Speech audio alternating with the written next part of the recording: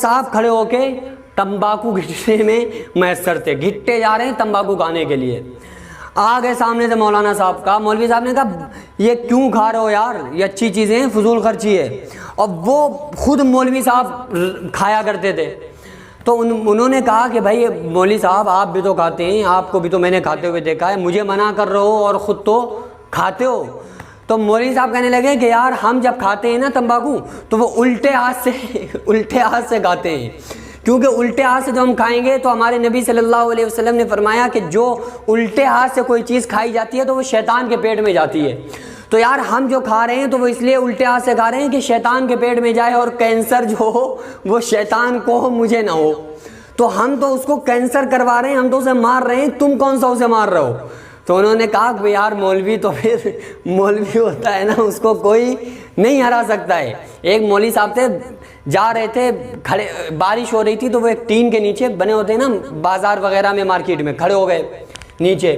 ایک دم بارش آ گئی، جیسے بارش آئی تو لوگ ایک دم بھاگنے لگے ایک سائے کی طرف، اور کوئی چھتوں کے نیچے، کوئی ٹین کے اندر. تو مولانا صاحب نے کہا او پاگلوں دیوانوں کیا کر رہے ہو، اللہ کی رحمت آ گئی اور تم بھاگ رہے ہو، اللہ کی رحمت سے بھاگتے شرم نہیں آتی تمہیں. تو وہ سب بیچارے دھیرے دھیرے چلنے لگے، کسی کا موبائل بھیگا تو کسی کے پیسے بھیگے. وہ بیچارے کہا ارے یار مولانا صاحب کہہ رہے ہیں کہ اللہ کی رحمت سے بھاگ رہے ہو. تو انہوں نے کہا ہم رحمت سے نہیں بھاگیں گے. تو بیچارے دھیرے دھیرے چلنے لگے، وہ پورے بھیگ گئے، پانسا پلٹ گیا. ایک بار لوگ کھڑے ہوئے تھے، ایک دم بارش آئی، مولانا صاحب نکل رہے تھے. اب جب مولانا صاحب نکلے ایک دم جو بارش آئی ہے نا، تو مولانا صاحب نے لگائی دوڑ اور چھلانگ مارتے ہوئے کہاں پہنچے، ایک دم خود ٹین کے نیچے پہنچ گئے. تو لوگوں نے کہا مولانا صاحب ہمیں تو آپ نے یہ بتایا تھا کہ اللہ کی رحمت سے بھاگ رہے ہو، اور خود آپ اللہ کی رحمت سے بھاگ رہے ہو، اللہ کی رحمت آئی اور آپ بھاگ رہے ہو. تو مولوی صاحب نے کہا کہ ارے تمہیں پڑھے لکھے نہیں ہو، تم جانتے نہیں ہو کہ اللہ کی رحمت جب گر رہی ہے تو ہماری اوقات مجال کہاں ہے کہ ہم اس پر اللہ کی رحمت پہ پیر رکھیں. ٹھیک ہے، ہم کیسے پیر رکھ سکتے ہیں اللہ کی رحمت پہ؟ اللہ کی رحمت بارش ہے، بارش برس رہی ہے، اور ہمارے پیر اس لائق کہاں ہیں کہ اللہ کی رحمت پہ ہم پیر رکھیں. تو مولوی کی تو چت بھی اپنی ہوتی ہے، پٹ بھی اپنی ہوتی ہے، اور ٹیا جو ہوتا ہے وہ بھی اپنا ہوتا ہے، باپ کا بھی نہیں ہوتا ہے. مولوی کے باپ کا بھی ٹینشن نہیں ہوتا ہے، وہ کس کا ہوتا ہے؟ خود اس کا ہوتا ہے. تو بہرحال یہ ہے کہ یہ تو خیر میں نے ہنسانے کے لیے ایک بات کی، لیکن علماء جو ہیں یہ ایک بہت بڑا سرمایہ ہیں.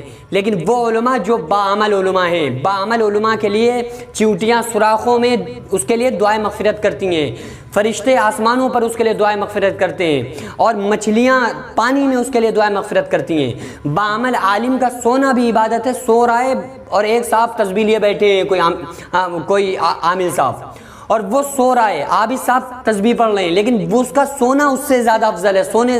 سونا تسبیح پڑھنے سے بھی زیادہ افضل ہے ایک عام آدمی کے تسبیح پڑھنے سے، اگر باعمل ہے تو. اور اگر بے عمل ہے تو آپ صلی اللہ علیہ وسلم نے فرمایا کہ بے عمل عالم کے لیے، بے عمل جو عالم ہوتا ہے نا، تو اس کے بارے میں آتا ہے کہ وہ زمین کے اوپر آسمان کے نیچے بسنے والی مخلوق میں سب سے بدترین جو ہوتے ہیں وہ اس وقت کے علماء ہوں گے جو علماء سو ہوں گے.